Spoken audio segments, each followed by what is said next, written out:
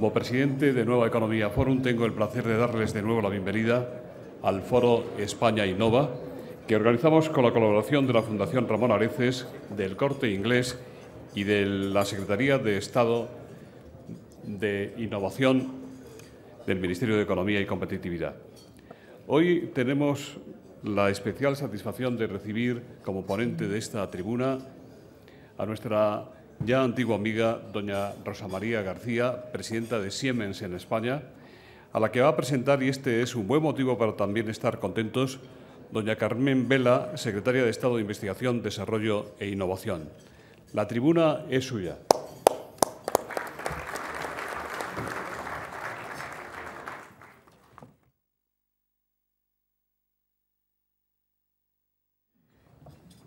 Buenos días, señoras y señores. Es para mí un verdadero honor y un privilegio presentarme hoy aquí, delante de todos ustedes, para presentar a Rosa García. He asistido con mucha frecuencia, diría yo, a esta extraordinaria iniciativa del Foro Nueva Economía y he asistido, por tanto, a muchas presentaciones. Muchas presentaciones de ponentes, en algunos casos dirigidos desde la amistad y, por tanto, desde el cariño, y en otros casos dirigidos desde el respeto profesional, la consideración y el aprecio a muchos años de trabajo. Yo me voy a encuadrar en esta segunda parte y quiero presentar a Rosa desde el más profundo respeto profesional, como profesional y como mujer.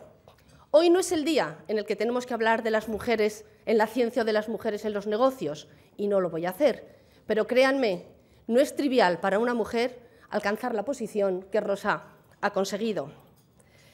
Rosa tiene algunas cosas comunes conmigo, de las que yo me siento especialmente orgullosa por parecerme a ella, y es que es una persona convencida de que la innovación es la palanca necesaria e imprescindible para que la vida de los ciudadanos sea mejor, para que también nuestra sociedad sea mejor.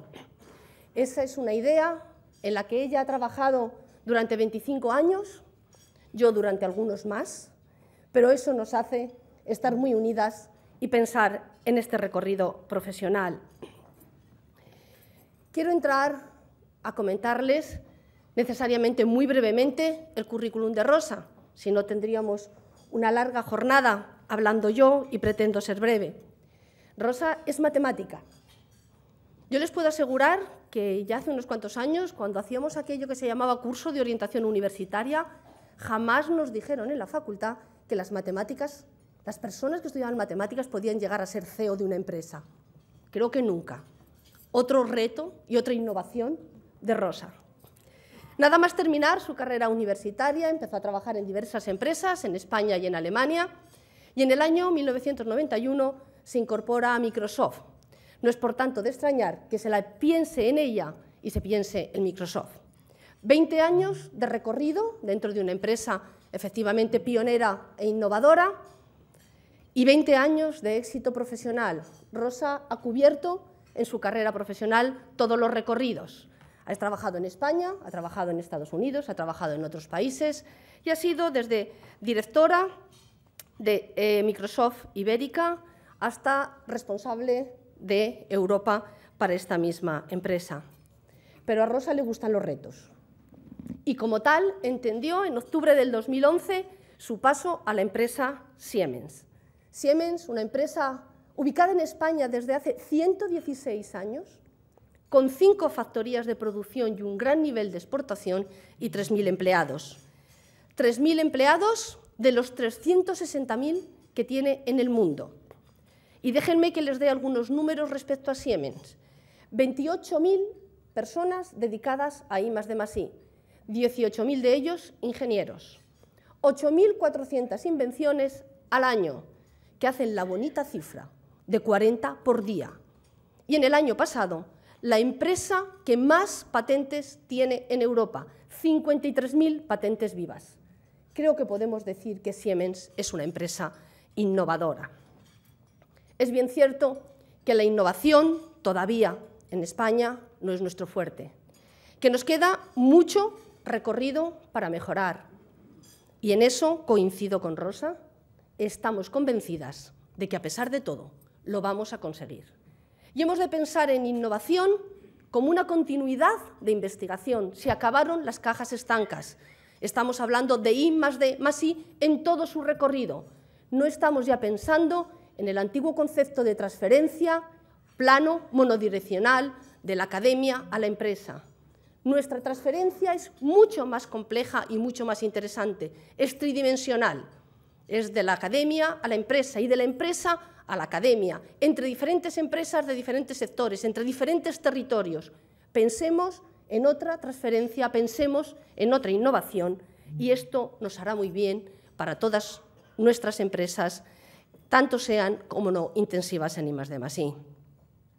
Y eso es lo que queremos hacer desde la Administración que tengo el honor de representar, desde el Ministerio de Economía y de Competitividad. Queremos colaborar para ser el puente, para ser el gestor, para ser el catalizador de esa transferencia. Creo que Rosa lo entendió así desde el principio. Entendió que innovar es mirar al futuro. Créanme que comparto plenamente ese punto de vista. Por eso, Rosa ha vuelto a España, ha vuelto a Siemens, con el objetivo de seguir innovando, de contribuir a ese desarrollo sostenible que necesita nuestro país y a colaborar en su recuperación económica. Por eso, por su fe en la innovación, ha conseguido llegar hasta aquí y por eso para mí es un honor el poder presentarla. Rosa piensa que la innovación es futuro, Rosa piensa que se puede hacer más con menos. Ambas ideas no pueden ser más queridas desde la Secretaría de Estado que tengo el honor de dirigir actualmente. Por eso, porque vamos a hacer más con menos, cedo la palabra a Rosa y créanme que entre todos, si colaboramos y si trabajamos en conjunto y apostamos por la innovación, este país va a alcanzar los niveles que se merece y vamos a llegar y vamos a salir más pronto que tarde de esta difícil situación económica. Rosa, muchas gracias y tienes la palabra.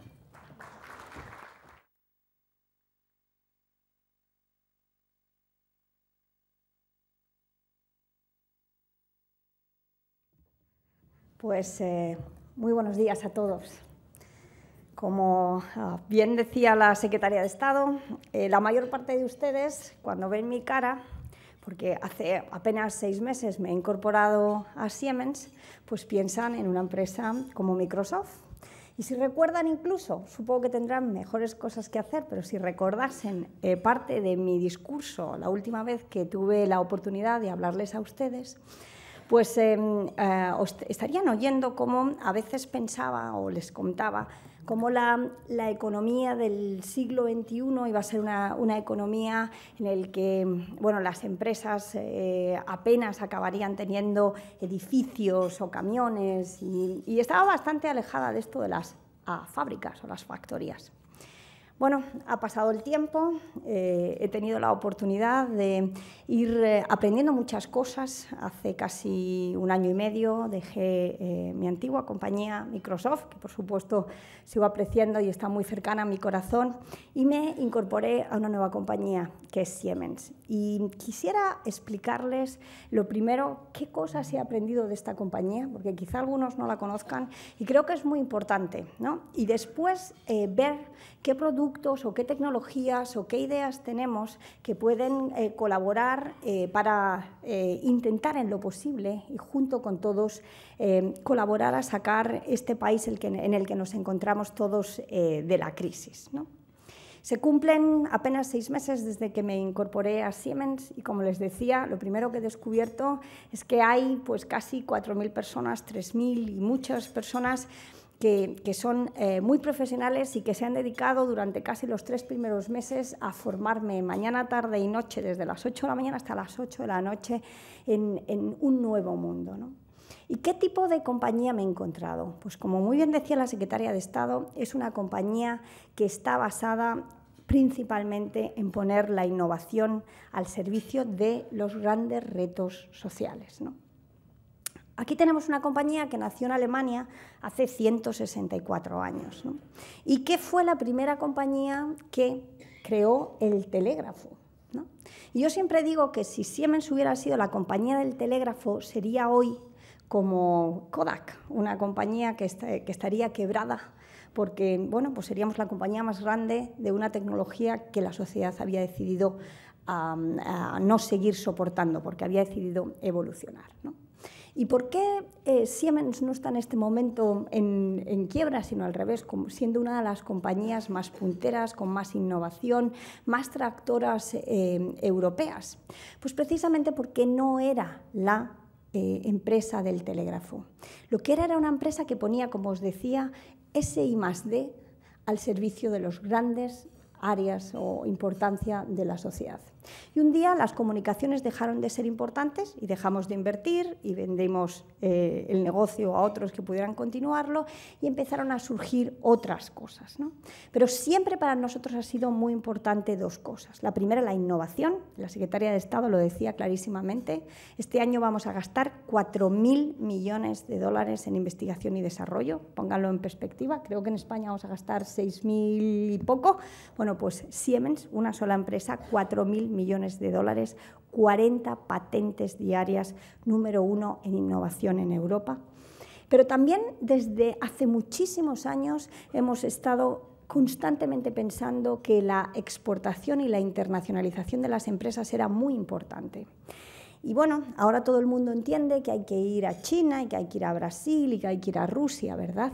Pero posiblemente hace más de 115 años pues no podían entenderlo. Y sin embargo, pues el primer telégrafo que llegó, o la primera subsidiaria que creamos en Siemens, pues fue precisamente Rusia, donde llevamos pues casi 150 años, o hace más de 100 años en China o en Brasil. Es decir, que ha sido una compañía tremendamente puntera en esto de la exportación. Y muy visionaria. Ahora todo el mundo habla de los coches eléctricos, pero quizá nadie recuerda que el primer coche eléctrico fue un coche de Siemens, el Victoria, en el 1906. O sea que es una compañía que ha sabido constantemente innovar y constantemente leer qué es lo que necesitaba el mercado. Y parte del problema económico en el que nos estamos encontrando ahora como sociedad, me refiero a España, incluso a la Unión Europea, y podría ir más allá, la gran crisis global que empezó en el año 2008, proviene precisamente de un error que tomamos todos como sociedad mundial, y era que se nos olvidó la economía real, la economía de las cosas que entendíamos. Se produce una cosa, la pongo en un tren o en un barco, exporto con ella, la recibo, monto una fábrica o construyo una casa, o cosas que podemos tocar. Y durante mucho tiempo hicimos una economía donde todo lo que vendíamos era papel y era humo. Vendíamos el futuro sobre las acciones de un grupo de deudas que tenían ciertos países acerca de las hipotecas.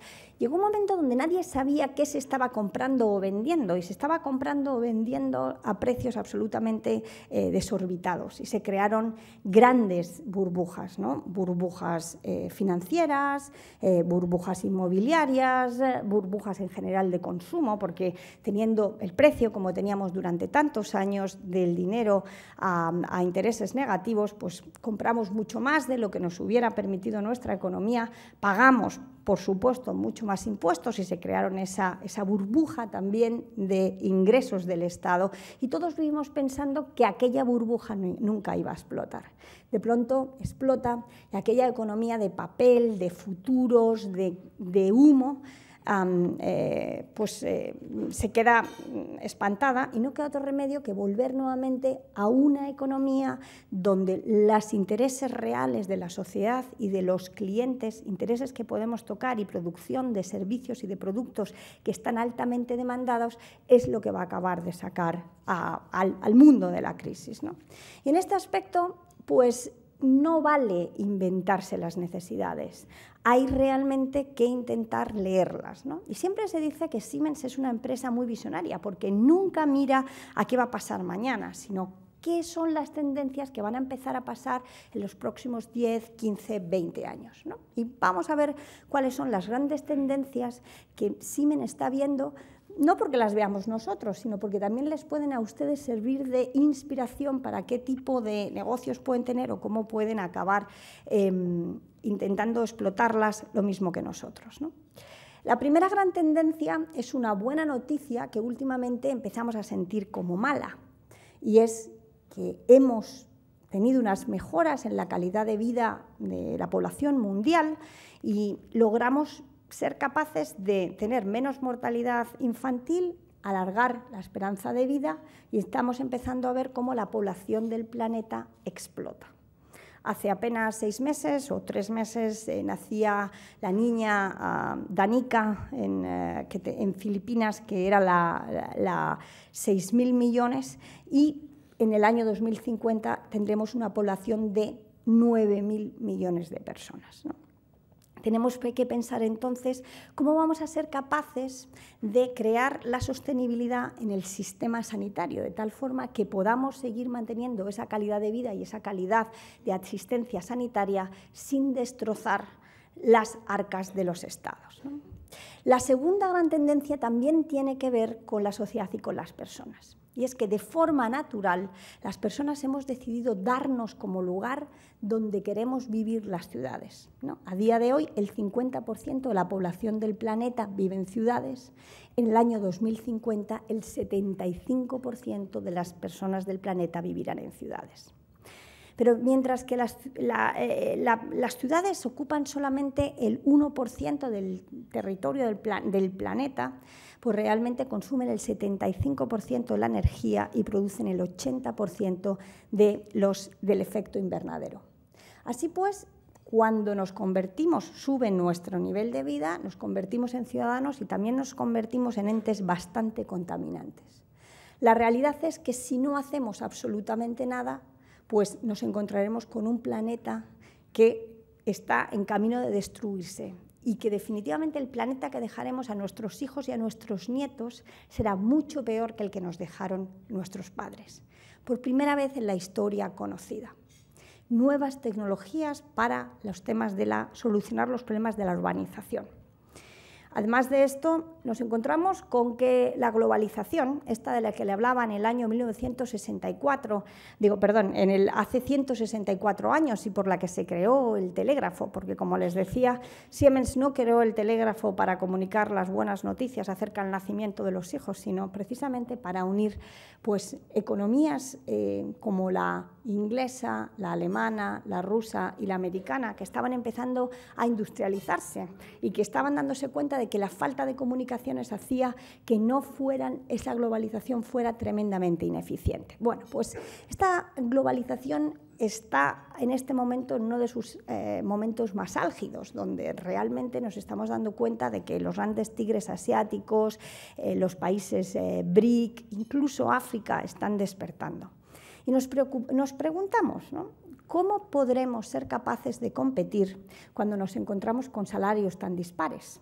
En España, por ejemplo, el salario mínimo son 600 euros, en China 100. Y sin embargo, pensamos, y ahora hablaremos, podemos competir con industria española, incluso exportando a China. Está claro que algo hay que hacer y una gran tendencia va a ser en las empresas que sean capaces de encontrar la tecnología adecuada para hacer que esta globalización sea eficiente. Y la última gran tendencia que Siemens está viendo en este momento tiene que ver con el consumo de la energía. Como les decía, cada vez mejora nuestra calidad de vida. Mejorar la calidad de vida significa que empezamos a consumir más y más y más energía. En el día de hoy nos encontramos con 2.000 millones de personas que no tienen acceso a la energía, cero, y pensamos que para el año 2050 se va a duplicar el consumo energético que tenemos actualmente. Duplicar. Si ustedes han estado mirando exactamente qué es lo que está pasando con los combustibles fósiles, pues podrán pensar que tenemos que poner un montón de innovación para ser capaz, primero, de democratizar la energía para que no haya nadie sin ese acceso y, segundo, para ser capaces de generar mucha más energía, mucho menos contaminante y de una forma mucho más barata. Bueno, pues si estas son las grandes tendencias, y he hablado de ellas a nivel general, quisiera saber cuáles son las contestaciones que Siemens les gustaría traer, no a la economía mundial, sino a aterrizarlas aquí, a nuestra propia España, ¿no? Las buenas noticias son que la tecnología, yo creo que está, que la voluntad está y que empieza a ser el momento de acelerar estas cosas, ¿no? vamos a hablar un poco vamos a hablar de las 4 grandes tendencias y empezar con la globalización y la industrialización. España, en los años 70, difícil de recordar, el PIB industrial era superior al 30%, 34% del PIB industrial era en España en el 1970. Y a día de hoy, aproximadamente, ¿cuánto? 11,2, los últimos datos del Instituto Nacional de Estadística, ¿vale? Y es verdad, me dirán ustedes, no nos hagas trampa, Rosa. Las ciudades o los países, una vez que se van mejorando y mejorando su economía, se van terciarizando más, es decir, van aumentando su porcentaje de servicios. Podemos ver que Estados Unidos, que incluso China, están bajando el porcentaje de PIB industrial comparado con el PIB de todo el país. Pero la realidad del asunto es que en España hemos deteriorado este porcentaje de PIB industrial incluso más que los países de nuestro entorno. Lo hemos deteriorado y además estamos cometiendo, yo creo, 2 grandes equivocaciones importantes, ¿no? Lo primero es que, siendo tan importante para España en momentos de crisis la internacionalización de nuestro negocio y las exportaciones. Recuerden ustedes que el año pasado el 9% de nuestro PIB provino precisamente de la exportación, pues, y este año las cosas van a ir un poco peor, según parece, y no llegaremos al 4%, pues en España seguimos exportando, pero seguimos exportando exactamente a los mismos países que exportábamos hace 30 años. Y la exportación a países como BRIC, o sea, los países pues Brasil, Rusia, la India, China, siguen manteniéndose en un 4%. Estaba el viernes en la Comunidad Autónoma de Cataluña y os decía, nosotros lo estamos haciendo mucho mejor, un 4,4. Pues sí, un poquito mejor, pero la verdad es que hay mucho área de mejora. Otro gran problema que tenemos es que realmente las empresas que llevan exportando mucho tiempo son aquellas que han aprendido cuáles son los trucos de la exportación, particularmente en países que tienen una legislación bastante distinta de la nuestra. Y todavía tenemos, es cierto, 100.000 empresas que están exportando, pero muchas de ellas pues llevan muy poco tiempo, solamente desde el principio de la crisis, y están todavía pasando por ese aprendizaje del socio que le estima, de la ley que no entienden, del riesgo que no es capaz de medir, y están sufriendo a pesar de que están mejorando con esta exportación. Y por último, seguimos exportando productos de muy baja tecnología. Entonces, cuando se junta todo esto, realmente tenemos que empezar a pensar que tenemos que trabajar para unir esa innovación de la que hablaba la secretaria de Estado, que va a estar pasando en la universidad o que va a estar pasando en la empresa, y ser capaces de unirlas para que se cree un círculo virtuoso, donde cada vez más se cree más conocimiento que se pueda convertir en patente, que se pueda convertir en producto, que se pueda vender o exportar, que nos permita ganar a una facturación sobre la que pagaremos impuestos, que nos ayudará a tener una mejor educación y una mejor innovación. Tenemos que buscar ese círculo virtuoso y hay en algunos lugares de España donde se está consiguiendo. Por ejemplo, en el País Vasco, pues con una empresa como Mondragón, donde la mayor parte de las tesis que se realizan los ingenieros de las universidades vascas están patrocinadas por la empresa Mondragón y son muy prácticas porque de ellas van a venir las innovaciones que se van a acabar implantando en cada uno de los productos que venden sus fábricas, ¿no? Pero con solo esto no llegamos, porque lo que tenemos son unas fábricas bastante viejas y que utilizan la energía, he de reconocer, mal. El 60% más o menos de los gastos que se producen en un entorno fabril en España tienen que ver con el consumo de la energía.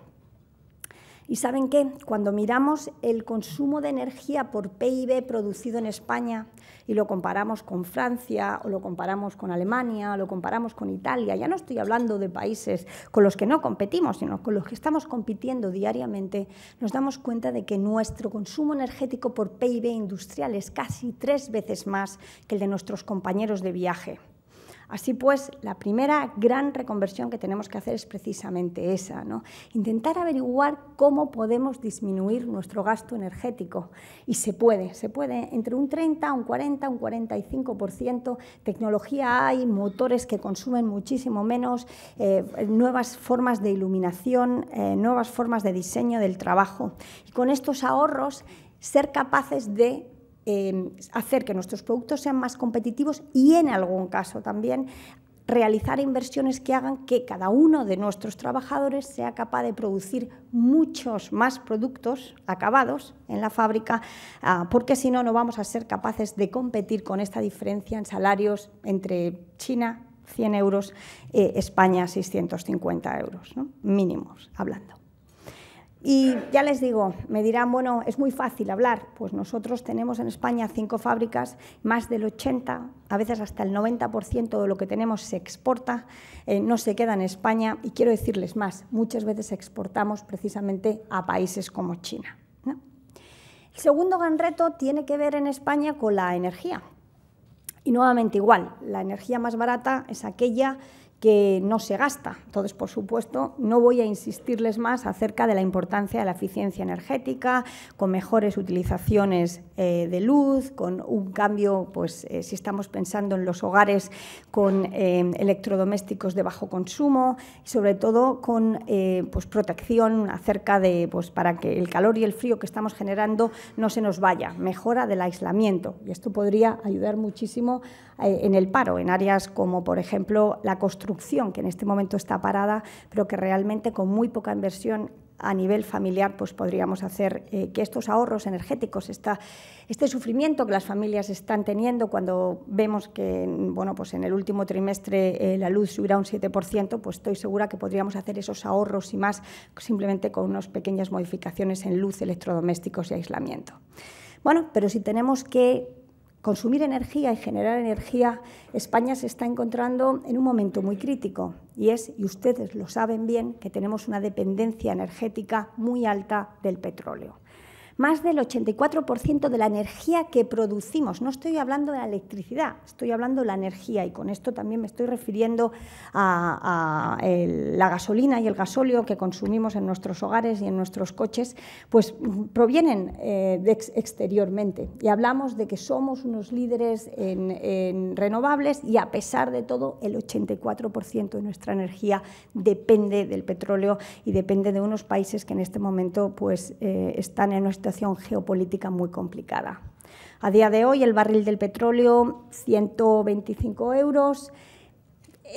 Si se cerrara algún estrecho o tuviéramos algo de guerra, podríamos estarlos viendo, perdón, 125 dólares, y podríamos estar viendo el barril en algún caso, y si nos ponemos a pensar un poco deprimidamente, en los 200. Piensen ustedes que aproximadamente por cada 10 euros que suba de media el barril de petróleo, el PIB nacional de España baja un 0,1%. Es decir, imagínense el desastre económico que podríamos tener si, además del momento económico en el que nos encontramos, por ejemplo, el barril de petróleo ya dejara de estar en los 120, se pusiera en 140, 150 precio máximo, o llegara incluso a los puntos tan deprimidos o deprimentes que yo les había contado de los 200. Así pues, es muy importante que sigamos pensando en cómo vamos a producir energía de forma autóctona, y en esto pues, es muy importante el sol y el viento. Y para ello quizá lo que necesitamos, porque es cierto que todos decimos, no, en estos momentos económicos la prima es muy difícil, en estos momentos, bueno, pues tenemos que empezar a profesionalizar muchísimo esta producción de energías renovables. En el pasado casi siempre salían las cuentas, porque teníamos primas que compensaban casi todo, ¿no? En este momento yo creo que va a ser muy importante que profesionalicemos esto y que permitamos, sobre todo, cosas como que los campos solares o de viento que teníamos aprobados, pues replanteen qué tipo de máquinas deben tener, ¿no? A día de hoy, no sé si lo saben, pero normalmente uno consigue una aprobación y 3 años más tarde empieza a construir. 3 años más tarde ya ha mejorado todo. Ustedes no comprarían nunca a su hijo un ordenador de hace 3 años, ¿verdad? pues creo que tampoco deberíamos estar comprando a lo mejor productos que se especificaron hace 3 años acerca de aerogeneradores de viento, ¿no? Muy importante la profesionalización y muy importante la definición de en qué áreas somos los que vamos a crear nuestros campos de viento y nuestros campos solares. También la sensación del autoconsumo, ¿no? En Extremadura, por ejemplo, donde vine hace muy poco, pues están pensando ya en crear ciudades y pueblos que sean totalmente sostenibles, ¿no? A través del consumo de la biomasa, del viento o del sol, ¿no? También va a ser muy importante el que trabajemos junto con la Unión Europea para la evacuación de nuestra energía. A día de hoy somos capaces de producir, en algunos casos, el doble de la energía que somos capaces de consumir en España. Imagínense si tuviéramos una evacuación que nos permitiera venderle energía verde en los peores momentos, por ejemplo, a Alemania, cuando tuvieron que este invierno, debido al frío, abrir 2 nucleares que ya tenían cerradas, ¿no? Pues este tipo de cosas serían muy importantes. Vamos a hablar también del tema de la urbanización, ¿no? Ahí nuevamente hay alrededor de una oportunidad. Tenemos que cumplir las leyes europeas y esto significa que España en los próximos años invertirá 19.000 millones de euros en adecuarse a esta expectativa. Ahí hablamos absolutamente de todo. Hablamos por ejemplo, cómo gastar menos energía en los edificios públicos, hablamos o en las calles, en la electrificación de las calles, hablamos también del transporte, ¿no? Siempre que pensamos en España, pensamos en la alta velocidad y pensamos que debemos ser muy punteros porque tenemos muchos kilómetros de alta velocidad. La realidad es que solamente el 5% del tráfico de pasajeros en España se realiza por tren, que es bastante más bajo del que se produce en otros países de la Unión Europea, y que solamente el 2% del tráfico de mercancías se hace nuevamente por tren. Piensen ustedes, como les decía, que el tren consume energía eléctrica que en algún caso nosotros podríamos ser capaces de producir. No es lo mismo que cuando nos estamos transportando las cosas por carretera, que tenemos que consumir energía que es autóctona. Muy importante en ese momento. También tenemos que estar pensando, y lo vemos, estamos un año en el que no ha llovido y ya estamos absolutamente preocupados de vamos a tener o no vamos a tener agua. Todas las infraestructuras de agua y las infraestructuras de las basuras y cómo podemos hacer para que la basura se convierta en energía. Tenemos que tener un concepto de ciudad mucho más amplio, ¿no? Y por último, un tema que está tremendamente candente para ustedes, que es la sanidad.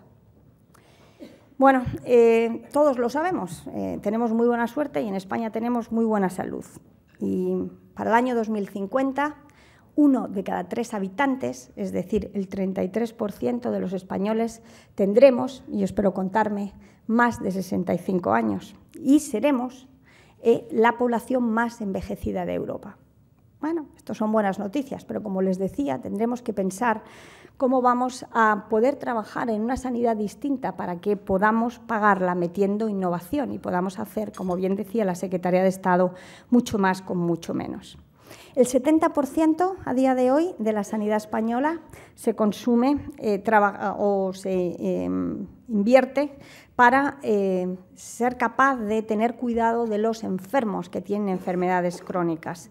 Y entre el 30 y el 40% de todos los gastos que se producen en cada una de las comunidades autónomas son precisamente en el entorno sanitario, ¿no? Muy bien, ¿qué hacemos? ¿Recortamos sanidad o hacemos las cosas de forma distinta? Desde Siemens pensamos que hay varias oportunidades que todavía no estamos siendo capaces de capitalizar. La primera tiene que ver con una sanidad que es mucho más personalizada. ¿Y a qué me refiero? Me refiero a 2 áreas. La primera es que si ustedes son capaces de ser capaces de diagnosticar a una persona utilizando la información que proviene de la sangre, pero también la información que proviene de la imagen, se darán ustedes cuenta de que hay en muchos casos oportunidades de no tener que hacer tantas pruebas diagnósticas, porque se complementan muy bien y en vez de utilizar un estado donde dice cada vez que hay una persona que tiene el azúcar en la sangre alta, estas son las 20 pruebas diagnósticas que hay que hacer. Bueno, pues cuando se hacen en orden y se hacen, como les decía, poniendo pruebas diagnósticas de in vivo, es decir, de imagen donde se ve exactamente cómo está el hígado o el corazón o si podemos detectar un cáncer de forma casi nanométrica, y también a nivel del análisis de sangre vamos a ser capaces de eliminar un montón de estas pruebas sin que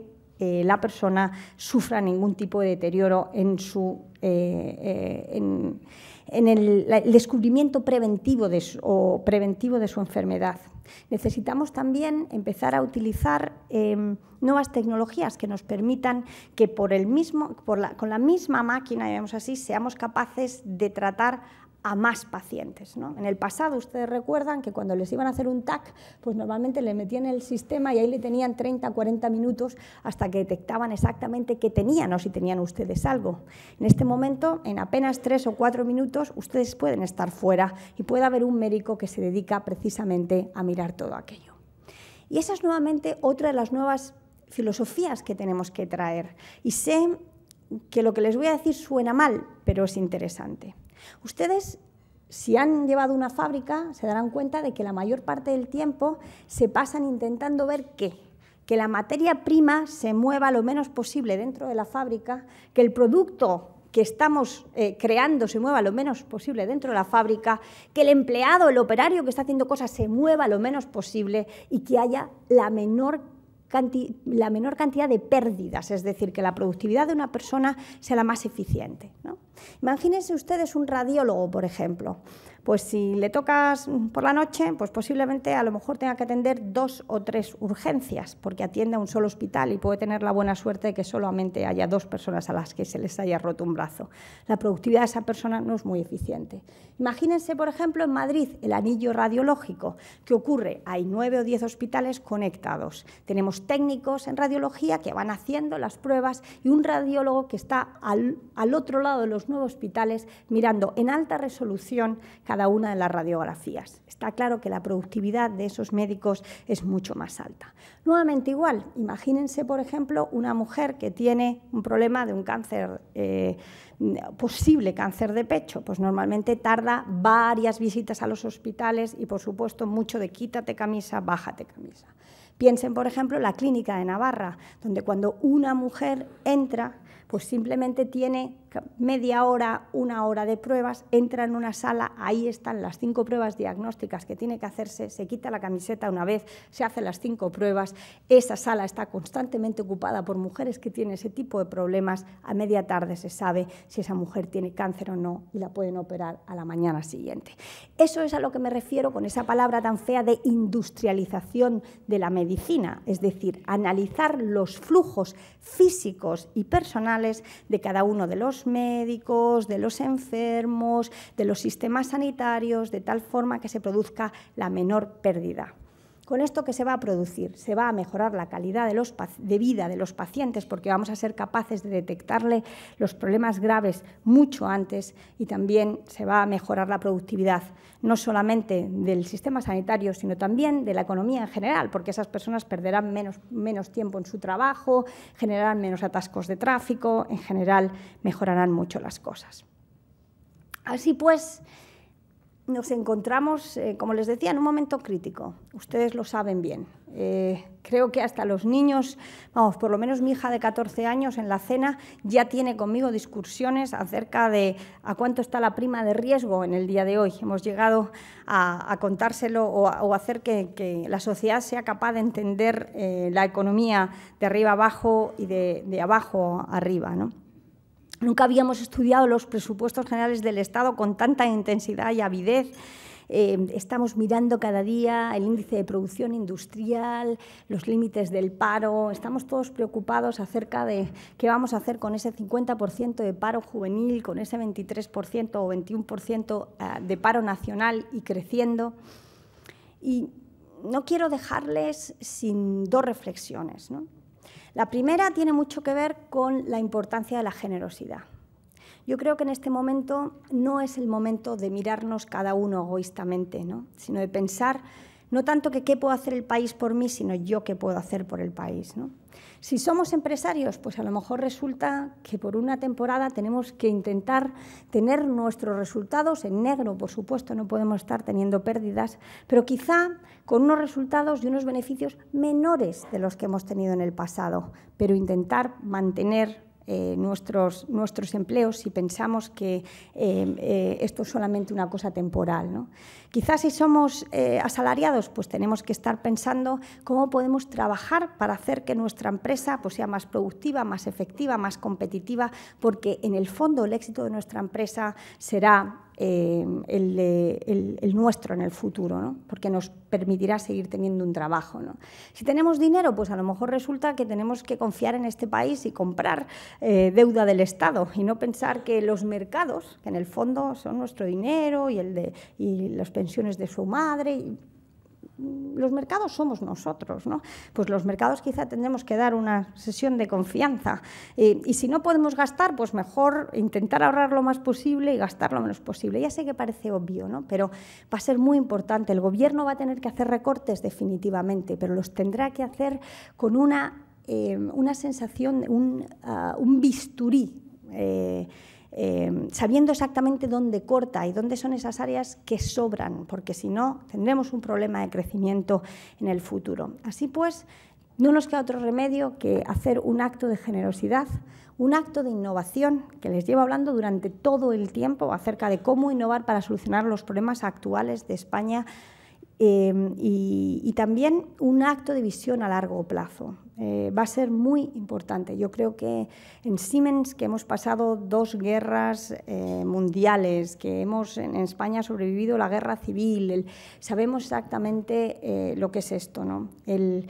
intentar, como les decía, no estar absolutamente asustado por el próximo trimestre, no estar absolutamente preocupado por lo que va a pasar mañana, sino a largo plazo. Muy bien, pues muchísimas gracias y vamos a abrir el coloquio. Gracias.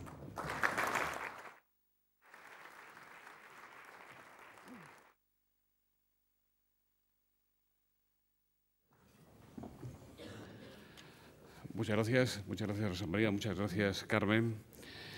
Pues voy a comenzar, si les parece oportuno, ofreciéndole el micrófono para que haga su intervención. Don Luis Valero, secretario general de Industria, había enviado a esta mesa una pregunta. Yo prefiero que haga usted la intervención con micrófono, si le parece bien. Sí, buenos días a todos. Bueno, yo le he hecho una pregunta a Rosa, que me viene a la cabeza siempre que se habla de política industrial y medio ambiente. Siemens es muy sensible al tema medioambiental y la economía sostenible. Pero yo, la experiencia que he tenido en mi vida en Unión Europea, en política industrial, es que el tema medioambiental, no sé si con la excusa de que te da una ventaja competitiva, ha ido relegando una política industrial para proteger a la industria europea en todos los ámbitos, ¿no? Y el Consejo de Medio Ambiente siempre ha tenido mucho más predicamento, que no hay un Consejo de Industria, hay uno de competitividad. Y es una gran pregunta que se hace a la industria europea en general, que yo creo que la prioridad de la economía sostenible ha puesto o puede poner en peligro, especialmente en momentos de crisis, a la industria europea en temas no solo medioambientales, sino en la guerra de comercio con China, etcétera. Y yo creo que es una pregunta que me gustaría a ver si se puede responder. Pues yo lo que creo es que en el pasado nos hemos encontrado muchísimas veces con la dicotomía de o somos verdes y medioambientales o somos competitivos. Y la realidad del asunto es que en este momento, como os contaba, cuando los salarios son tan distintos, la única forma en la que vamos a ser capaces de diferenciarnos es ser capaces de utilizar las materias primas mucho mejor. Como el 60% de los gastos industriales son energía pura, pues si somos capaces de ahorrar un 45% en energía utilizando mejor tecnología, pues vamos a contaminar mucho menos, B, ser capaces de competir mucho más. Así que, si nos fijamos, 2 cosas están pasando. Es que, en general, la sociedad está demandando cada vez más tecnologías verdes. Y tengo por aquí datos, a ver, déjame un momento. Pero, por ejemplo, Vamos a ver, por ejemplo, en España, ¿no? Desde el año 2000 hasta ahora se han creado 540.000 empleos solamente en el campo que tiene que ver con la creación de productos que tengan algo que ver con el mundo renovable y la gestión de los recursos, ¿no? Y a pesar de la crisis se ha seguido aumentando la facturación un 13%, ¿no? O sea que se están creando un montón de oportunidades en esta nueva industria verde y además precisamente se está demandando una forma de producir más verde, no porque sea más ecológica, sino porque es la única forma de diferenciar y de competir con los asiáticos, que consumen la energía muchísimo peor. Seguimos. Javier Olave, director del Diario Médico, dice: la nueva planta de radiofármacos confirmó la apuesta de Siemens por nuestro sector sanitario. ¿Hará la deuda que se arrepientan y renuncien ustedes a nuevas inversiones? Hombre, no, yo creo que no. Que primero, gracias a Dios, si todo se cumple, y yo tengo mucha confianza en el Gobierno, la deuda tiene muchas posibilidades de ser pagada y ser pagada en este año natural. Yo creo que eso es lo primero. Yo asumo que la deuda va a ser pagada y esto va a ayudar mucho a aumentar la credibilidad de España en el extranjero, porque las empresas, los países que tenían multinacionales con muchísimas deudas, como por ejemplo Estados Unidos o Francia o Alemania o Suiza, estaban empezando a preocuparse, pensando si España iba a ser la próxima Grecia. Entonces, en este aspecto, yo A, creo que la deuda se va a pagar, B, creo que el sistema sanitario español en este momento pues, está comprimiéndose, está decidiendo cómo tiene que hacer mejores gastos para el futuro, cómo vamos a ser capaces de industrializar mejor los hospitales, de mejorar, como os decía, la prevención y la detección temprana de las enfermedades para evitar que tengamos tengamos que invertir más en el futuro. Y yo creo que Siemens va a seguir teniendo ese papel tan importante que tiene, precisamente porque en general pues, los doctores y los hospitales y las consejerías pues, tienen una excelente relación y son uno de los productos que tienden a elegir. Así que no, aquí vamos a estar y vamos a seguir siendo socios suyos y socios de España por muchos años, así lo esperamos. Seguir contando con su confianza. Definitivamente nosotros confiamos en el país. Pablo Ferrer de Hispanidad.com dice, al hilo de lo que usted ha comentado de la deuda, ¿cuánto deben las comunidades autónomas a Siemens? ¿Esperan cobrar toda la deuda antes del verano? ¿Cómo les afecta la política del Gobierno en renovables? ¿Seguirán apostando por la energía fotovoltaica? Pues, ¿cuánto nos deben? Si no recuerdo mal, las últimas cifras eran 280 millones de euros.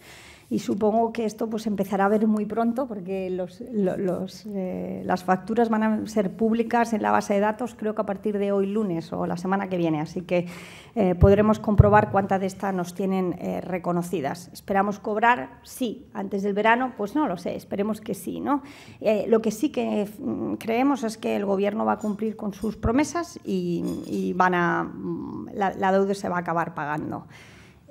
Fotovoltaicos, pues yo lo que creo en general es que este parón en renovables se está produciendo, bueno, porque España tiene que decidir nuevamente cuál va a ser una política que pueda ser sostenible para el futuro.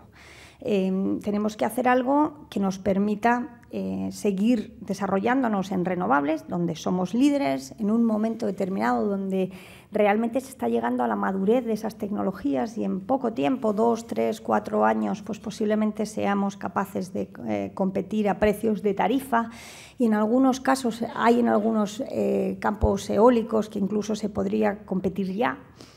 Y yo creo que nosotros vamos a seguir apostando junto con nuestros socios, que son múltiples, desde las eléctricas hasta los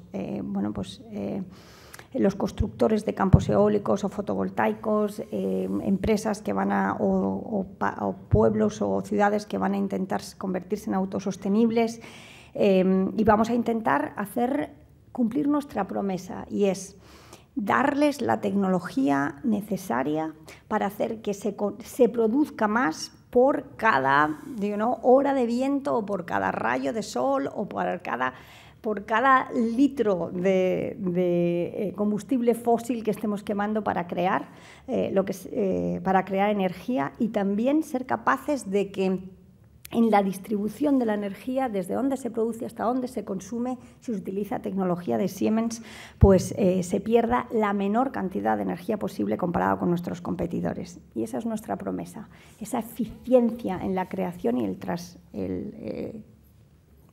la evacuación energética. Pues le voy a dar la palabra, si le parece bien, para que intervenga con micrófono a don Eduardo Montes, que fue su antecesor en España y que además ahora preside la Asociación de las Compañías Eléctricas, UNESAN. Bueno, en primer término, Rosa, te quiero dar en público la enhorabuena, aunque te la doy ya muchas veces, porque yo creo que tienes, para mí, probablemente uno de los 2 o 3 puestos más bonitos de este país. Y lo digo con conocimiento de causa. Y además estoy encantado porque veo que Siemens está en buenas manos. Yo creo que has hecho una exposición muy interesante, ¿no? De todas maneras, yo hay un par de temas que me gustaría tratar, ¿no? Yo recuerdo cuando llegué a Siemens Alemania, que entonces la división de telecomunicaciones sola invertía en I+D+ 1.600 millones de euros. Y el director de tecnología me dijo, bueno, ¿qué se podría hacer? Dice, mira, Eduardo, la tecnología a día de hoy, la innovación, es una solución en busca de problemas. Y es verdad, hay mucha más tecnología que los problemas que tenemos realmente en la sociedad en este momento. Pero yo creo que hay una diferencia, Rosa, entre innovación y I+D. Es decir, la innovación yo creo que consiste en la transformación del I+D en puntos del PIB. Y si algo necesitamos ahora son puntos del PIB, por donde sea. Entonces, la primera pregunta es, yo creo que ahora una compañía como Siemens debería de enfocar su innovación a conseguir no hacer muchas más cosas, sino hacer lo que hay que hacer mucho más barato. Estamos hablando de recortes en temas como sanidad, especialidad de Siemens, transporte, especialidad de Siemens, energía, especialidad, por cierto, de Siemens. Está enfocando realmente una compañía que para mí es probablemente la puntera en innovación a nivel mundial, no solo en Europa, su innovación, más hacer lo mismo, más barato, que sería el gran favor y el gran servicio que le pudiera prestar a nuestra sociedad, más que más cosas, más nuevas, etcétera, y la innovación en cuanto a reducción de costes haciendo lo mismo a nivel tecnológico es importantísimo. Y lo segundo, para cambiarte un poco el chip, es que Siemens ha innovado en muchas cosas, y no solo en tecnología, y creo que también son innovaciones. Yo recuerdo que Siemens fue la primera compañía de este país, que ahora pues todas se apuntan con razón, desligó absolutamente su convenio colectivo con cualquier cosa que tuviera que ver con el IPC, que yo fue entonces tal, pero funciona perfectamente. ¿Cómo anda Siemens ahora en la innovación en los temas de recursos humanos, que hace unos muy poquitos años, y seguirá siéndolo, ha sido absolutamente puntera y ejemplo en España y Siemens España a nivel de la multinacional? Gracias. Muy bien, pues muchísimas gracias. Eres súper amable con estos ánimos que me das acerca del trabajo y también la confianza que tienes en mí. Te lo agradezco, Eduardo. Yo creo que en ambas cosas tienes razón. Siemens está intentando cada día más ser capaz de poner la innovación en hacer las cosas o bien más baratas a largo plazo. Por ejemplo, estamos empezando a poner tecnología que es capaz de averiguar cuándo una turbina va a tener problemas o cuándo un TAC va a tener problemas, de tal forma que no hagamos paradas bruscas, sino que en el momento en el que toca hacer la parada hagamos lo que había que hacer más las posibles reparaciones de cosas que, debido a una serie de temperaturas, velocidades, tal, pensamos que van a acabar teniendo problemas. De tal forma que a lo mejor la turbina tiene el mismo precio, pero cuando miras la turbina a cerca de los 50 años que te va a estar funcionando, como vas a tenerla parada mucho menos tiempo y como vas a tener hechas las reparaciones a tiempo, pues vas a tener muchísima más producción, eso significa que te va a ser muchísimo más barato. Lo mismo estamos haciendo con cualquier tipo de cosas, aerogeneradores, temas fotovoltaicos, incluso temas termosolares, sanidad. Estamos poniendo mucha más tecnología para dar las cosas por el mismo precio o menor. O sea que en este aspecto verás que no estamos innovando muchas cosas nuevas, sino mejorando lo que ya tenemos o incluso, en algunos casos, juntando los PET con los TAC, de tal forma que ya no tengas que tener dos productos distintos, no tengas que hacer dos pruebas, sino que en 3 minutos tengas detectado no solamente dónde está el cáncer nanométrico, sino encima físicamente, encima de qué hueso o de qué órgano se encuentra. O sea que, recursos humanos, pues primero, como tú bien dices, de Siemens es realmente muy importante ver la importancia que tienen sus empleados. O sea, casi todas las empresas van por la vida diciendo que sus empleados son lo mejor que tienen, pero llega la crisis, fallan un trimestre y 11.000 empleados a la calle, al siguiente trimestre las cosas van mejor, 11.000 empleados contratados. En Siemens las cosas son muy distintas, quizá egoístamente, porque de verdad nuestros empleados son lo mejor que tenemos y porque muchísimas veces, por ejemplo, y tú lo sabes bien, Eduardo, para arreglar una turbina que vale 100 millones de euros, la persona se pasa 2 años y medio viendo a otro arreglarlo. Entonces, cuando llega el momento de la crisis, mira si es una crisis temporal o una crisis permanente, porque si es simplemente temporal, te merece la pena seguir pagándolo, ¿no? Se ha trabajado muchísimo con la flexibilidad. Yo creo que se habla mucho con los sindicatos y se les explica en qué situación está la empresa y cómo podríamos colaborar. Y se tiene una filosofía de las jornadas industriales, donde les decimos, mira, en este momento no necesitamos que vengas a trabajar, pero te voy a pagar el salario, tú me debes las horas y cuando levanta la economía y se necesita aumentar la producción de las fábricas, pues tenemos a los empleados que vienen sábados y domingos.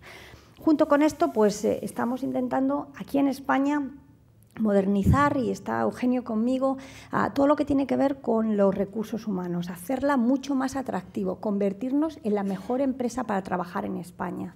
Porque para nosotros es muy importante tener a los mejores que entiendan que el cliente es el rey y tengan una capacidad de ayudarle a nivel de ingeniería, ser tremendamente creativos a la hora de buscarles soluciones y también tremendamente empáticos y hagan que para ellos el éxito de nuestros clientes sea nuestro éxito personal. Estamos, por ejemplo, y esto es novedad, pagando a todos nuestros empleados no solamente por la productividad, sino también muy importante por la satisfacción de nuestros clientes. Nuestro bono va directamente relacionado por la satisfacción de nuestros clientes, así que estamos innovando mucho en recursos humanos. Luis Robles le pregunta qué proyectos de I+D+I del grupo Siemens se desarrollan concretamente en España, en qué productos o sectores y con qué presupuesto o inversión. Depende mucho del año, es decir, que, por ejemplo, hemos estado en el año pasado trabajando muchísimo en los coches híbridos y en los coches eléctricos. Este año, por ejemplo, pues estamos trabajando en temas sanitarios, por ejemplo, con construcción de una serie de mesas que nos van a permitir que los médicos puedan operar mucho mejor las enfermedades críticas, porque van a estar rodeadas de mecanismos que nos van a permitir detectar exactamente dónde está la enfermedad y operarla con muchísima más precisión. Entonces, bueno, pues hemos tenido diferentes inversiones en diferentes áreas y en diferentes años. Saturnino López le pregunta qué opinión tiene de la situación en que se encuentra la implantación de las redes eléctricas inteligentes.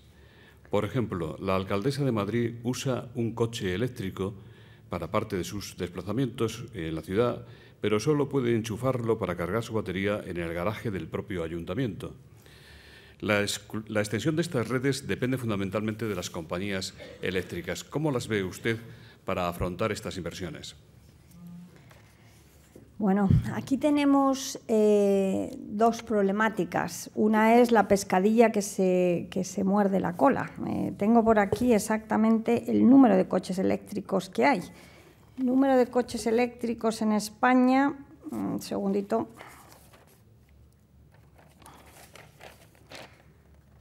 Vamos a ver.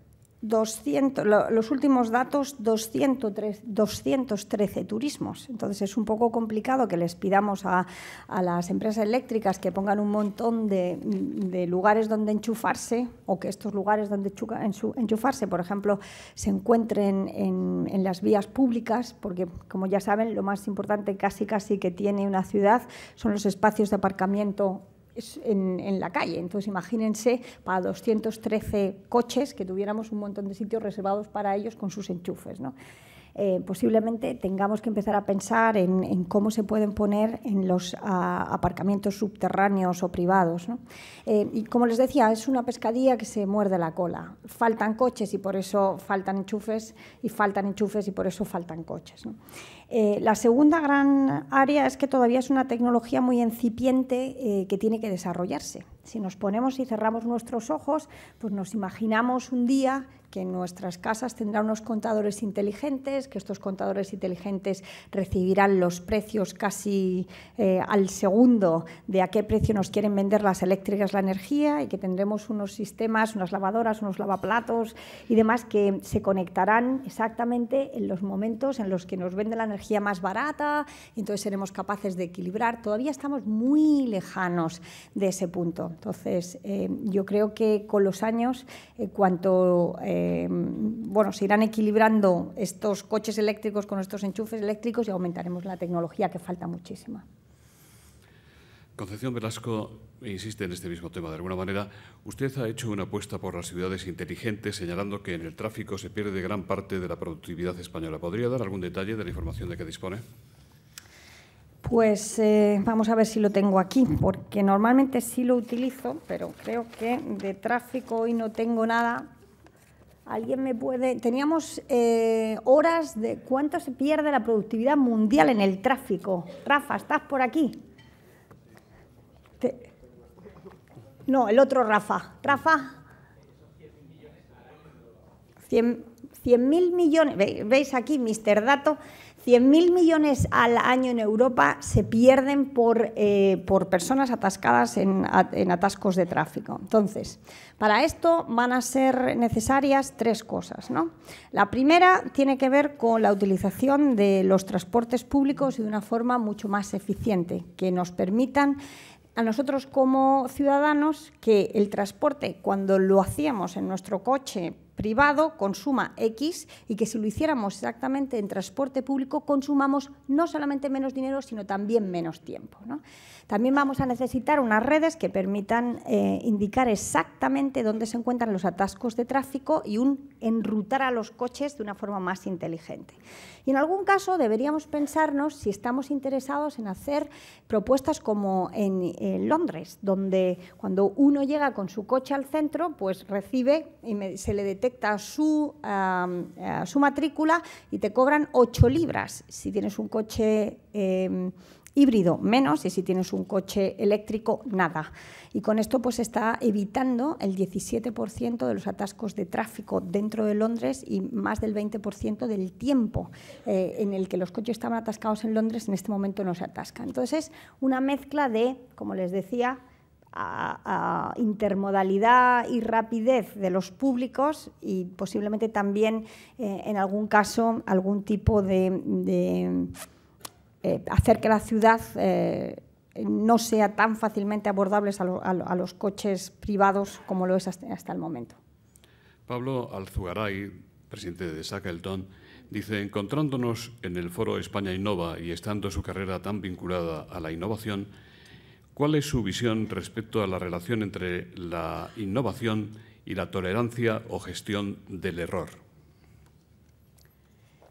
Pues normalmente, si uno quiere ver a una empresa no innovando, lo primero que hace es castiga constantemente el error, porque la innovación Ustedes habrán visto que normalmente cuando hablan con cualquier tipo de personas que está intentando hacer algo, fallan muchas veces y al final aciertan una. Y lo importante es que esa una que aciertan sea una idea novedosa, exportable, que coincida con lo que demanda la sociedad y de pronto se convierta en un tremendo éxito.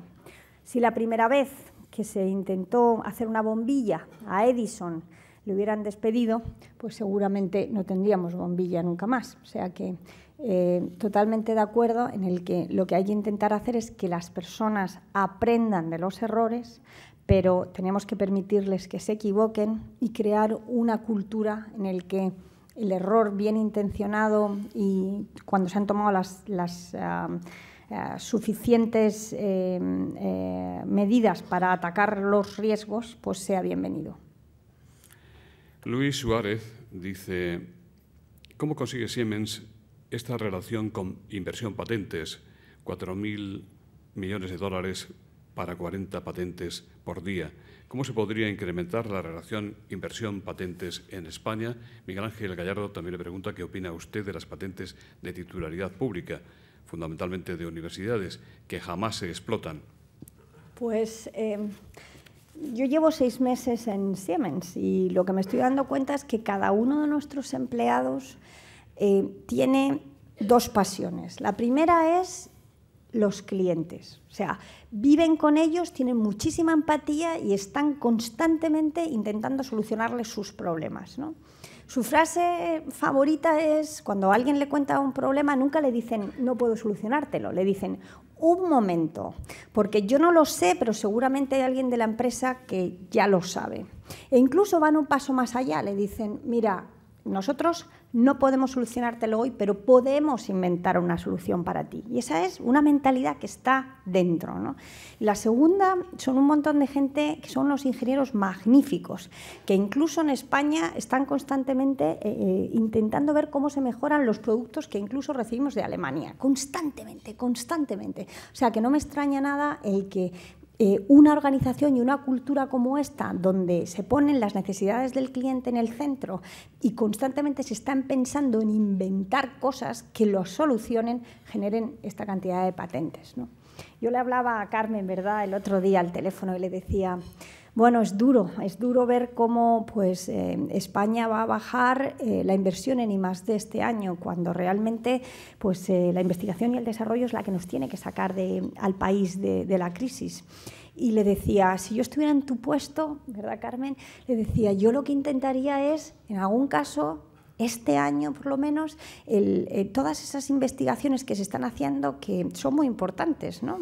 Porque la utilización del gerundio en los textos de Santa Teresa, pues también es investigación, no me digan ustedes que no, lo es, pero que realmente no va a crear una patente y que no va a permitir exportar nada ni vender nada, pues a lo mejor es el momento de ponerlas al relentí y favorecer otras.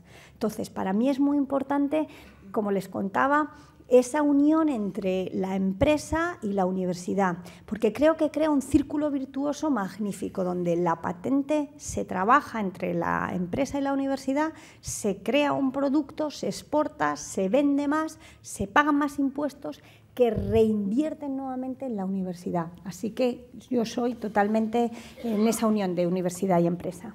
Naturalmente, Rosa, tú eres la protagonista de este desayuno, pero me vas a permitir, si te parece bien, que le pase el micrófono a doña Carmen Vela, secretaria de Estado, a la que le preguntan, además de los comentarios que tú has hecho, varias cosas. Eva Rodríguez, de Europa Press. Después de los nuevos recortes anunciados en educación y sanidad, ¿puede confirmarnos si también se tocarán los presupuestos generales del Estado en relación con I+D? Calixto Suárez dice, ¿se confirma que el recorte al final será del orden del 25%? ¿Cómo va a afectar a la investigación básica que ahora se lleva a cabo en las universidades españolas? Bueno, pues tendrá que disculparme, Rosa, la intromisión. Pero me dispongo a contestarles. A ver, no tenemos que mezclar. Me refiero a la pregunta de los presupuestos generales del Estado. Los presupuestos generales del Estado fueron presentados por el Gobierno en el Parlamento y allí están. No cabe esperar, o confirmo ni desconfirmo, pero no cabe esperar que en la tramitación parlamentaria los grupos vayan a proponer una disminución de los presupuestos de I+D. Todos somos conscientes, y el primero, el presidente de Gobierno, que estos en general no son los presupuestos que le hubiera gustado a nadie presentar. Y desde luego no son los que nos hubiera gustado presentar en I+D+I. La situación económica es en la que nos encontramos y, como se ha comentado, en un acto de generosidad y solidaridad, todos los presupuestos se han visto reducidos. Pero no espero que en la tramitación parlamentaria se disminuyan los presupuestos. Con respecto a cómo nos vamos a arreglar, es bien cierto que los presupuestos se han reducido. No tanto es importante decir cuantitativamente si es el 25% o si es el 22% o si es el 28%. Yo quiero aprovechar y explicarles a ustedes la importancia del aspecto cualitativo de los presupuestos. Los presupuestos de años anteriores estaban, y como todos, están compuestos de una parte financiera y otra parte no financiera. Es lo que se llama capítulo 7 y capítulo 8. Y habitualmente, del capítulo 8, no se han gastado los presupuestos, porque nuestros clientes, si me lo permiten decir así, no pueden utilizar en gran manera el capítulo 8, no pueden utilizar los créditos, las universidades, los centros públicos de investigación, no pueden trabajar porque son incapaces de generar recursos para devolver esos créditos, con lo cual los créditos no se gastaban a lo largo de los años, de una manera mayoritaria. Y es ahí donde han tenido más impacto los presupuestos de este año. Es bien cierto que perdemos prácticamente algo más de 900 millones de euros en capítulo 8, del que, insisto, el año pasado, de 3.200 millones que había, solamente se gastaron 1.300. Es también bien cierto que en el capítulo 7, el capítulo más puro de subvenciones, entiéndame subvenciones en el mejor concepto de la palabra, cómo funcionan los sistemas de I+D+I en todo el mundo, a veces se malinterpreta la palabra subvención, hemos perdido una cantidad importante que en diciembre era de 600 millones y que hemos podido, con la sensibilidad del Gobierno, conseguir que ahora, en marzo, sea de 475. No es una cantidad trivial, eso es cierto, pero vamos a conseguir que con esta cantidad, con la que mantenemos, vamos a poder convocar todas las convocatorias que se han hecho hasta ahora. Probablemente en menor número, pero probablemente en mayor calidad, porque en estos momentos lo que es importantísimo es priorizar, y así lo vamos a hacer en la Secretaría de Estado, pero utilizando un solo criterio: excelencia. Excelencia en la investigación, en la innovación, en el desarrollo, excelencia como criterio de priorización. Y esperamos que con la colaboración de todos, y efectivamente poniendo quizá nuestro motor un poquito a ralentí, pero nunca parándolo, podamos al mismo tiempo arreglar muchos de los mecanismos de ese motor, podemos hacer que los sistemas sean más eficientes. Estamos trabajando en la Agencia para la Investigación, estamos trabajando en fondos de capital riesgo para nuestras empresas, que ese motor que ahora está a ralentí esté mejor preparado para cuando vengan los recursos, que yo digo siempre que van a venir, porque de esta situación vamos a salir, pueda funcionar con completa eficacia y ponernos donde debemos de estar. Muchas gracias, Ana Carmen. Ya sabe usted que tiene esta tribuna a su disposición. Colaboramos con ustedes en la difusión de las políticas de innovación. Y ya volvemos otra vez a Rosa para una última pregunta, no da tiempo para más, de Aurelio Alonso Cortés. Dice, visto el coste de la energía basada en el petróleo, ¿por qué el Gobierno no autoriza, en su opinión, nuevas centrales de energía nuclear? ¿Son actualmente más seguras dichas centrales nucleares y, en concreto, los reactores que fabrica Siemens? Bueno, yo no soy quien, y siempre digo igual, si hay algo que me gusta de Siemens en el tema de energía, es que nosotros, lo explicaba, tenemos una promesa, y es ser capaz de generar la mayor cantidad de energía posible por materia prima utilizada y perder lo menos en la transmisión de esta energía. Pero somos bastante agnósticos.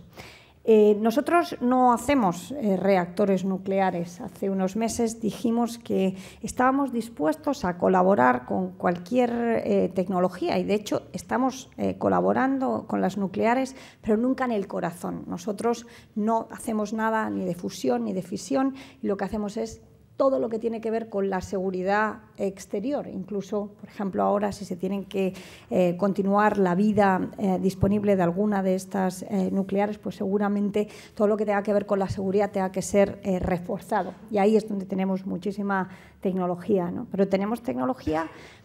lo que entendemos es que los ciudadanos se dan un modelo energético a sí mismos con sus votos. Cada año votan a un gobierno y el gobierno decide si nucleares sí, si quieren más ciclo combinado, si quieren menos, si quieren más viento, si quieren menos, si quieren más. Y nosotros, insisto, lo que tenemos es una tecnología muy agnóstica con esa promesa, ¿no? Mayor eficiencia y menor pérdida. Por todo lo demás, a colaborar en lo que nos pida la sociedad. Muchas gracias. En nombre de la Fundación Ramón Areces y del Corte Inglés, que hacen posible este foro España Innova, don Raimundo Pérez Hernández, director general de la Fundación, va a cerrar el acto. Muchas gracias, José Luis. No, simplemente primero agradecer a la Secretaria de Estado la presentación y esperamos que muy próximamente esté sentado un sitio más a la derecha en esta tribuna. Y a Rosa María García, 1.000.000 de gracias. La verdad que ha sido una auténtica lección magistral de visión de futuro, de geoestrategia, y nos ayuda a convertir este foro no solo en un foro de información, sino de reflexión, que es muy importante hoy en día. Muchas gracias.